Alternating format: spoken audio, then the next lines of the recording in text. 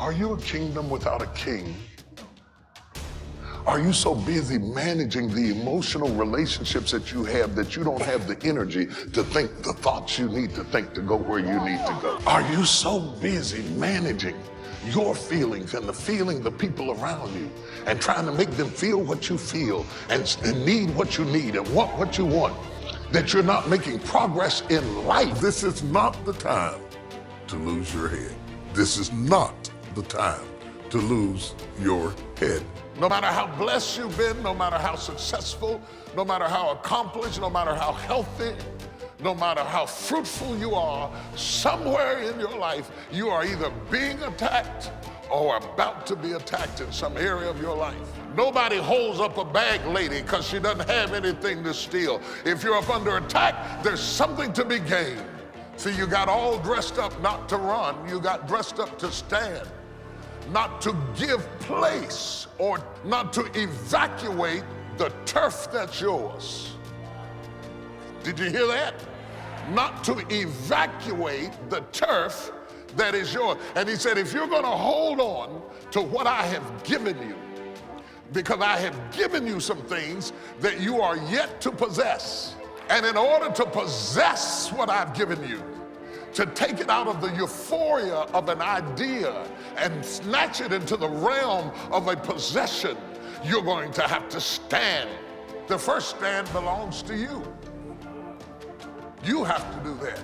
You won't get to the second stand until you run out of the first one. Having done all to stand, then it says, stand therefore with your loins girt about with truth. How important is it to protect your head? Oh, you got it. Imaginations and every high thing that exalteth itself against what? The knowledge. The symptoms come to convince you that you're not. You know you're free. You're being fought by imaginations, shadows, and ghosts. Some of you are stressed to death over what ifs and maybes. You've been stabbed by suppose. You lay in the bed wrestling with ghosts of what ifs and maybes and suppose and I think and I heard and I felt, and you wake up tired in the morning because you might have slept but you didn't rest because all in your sleep you've been fighting. Head speaks to leadership. Head speaks to government. Most people are living their lives from a heart place and not a head place. They are so engrossed with what the heart feels that they have not covered what the head thinks. Most people are governed by their emotions. They're having a heart experience in a head fight. You will never win a battle if you're having a heart experience in a head fight. You're telling the enemy how you feel has nothing to do with what you know. And if you're gonna deal with a knower, never approach a knower with feelings. You got to approach a knower with facts. The enemy wants to cut off your head and leave you with feelings. Real decisions that move your life along are not coming out of your emotions, they're coming out of your head. There are so many people that are so abstract and they're just moving along from day to day out of their emotions and their fear. I don't know, I'm just not feeling it today.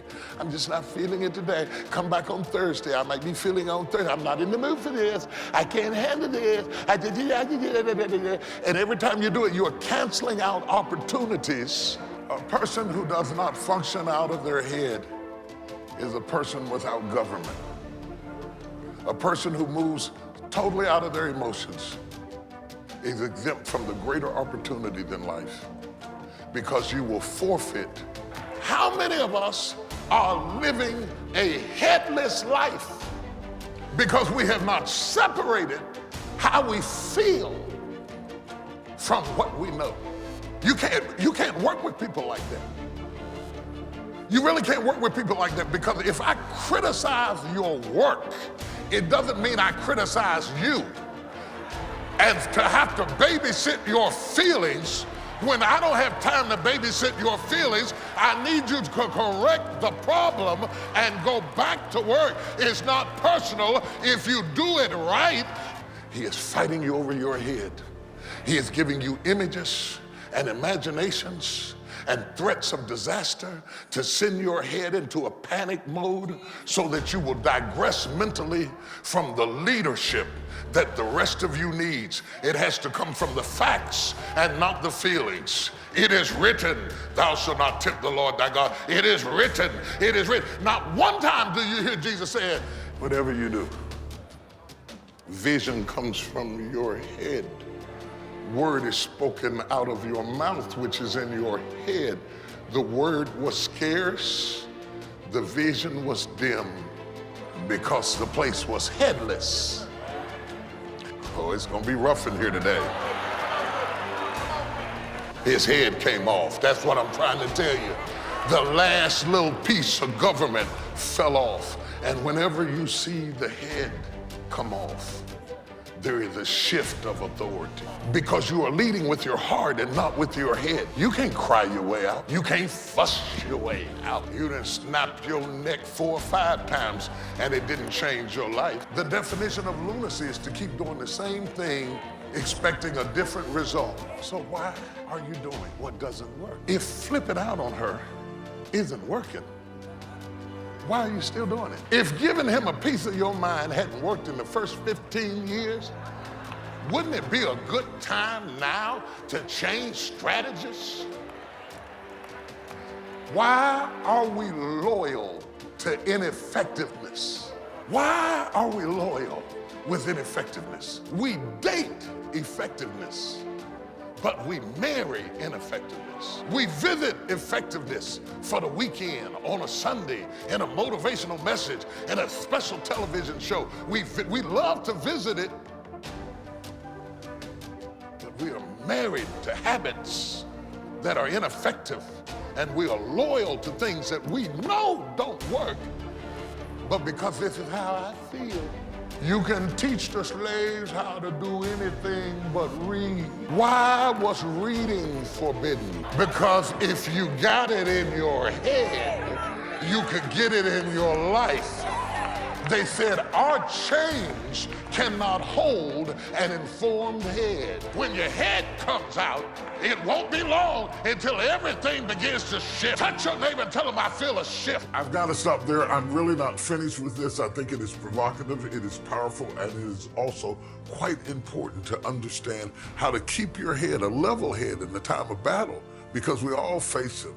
But I want you to understand that you can stand in the middle of the test and the trial, and you can not only stand, but you can overcome and be successful in spite of the struggles that are inherent with being who you are. I get it. I totally get it. You to an expected end. And how do you step into it? I'll share it in this book. It'll bless your life and strengthen you and encourage you, because I know what it is to have to climb up with one hand and fight back with the other. But together, we can get it done. God bless you, friend.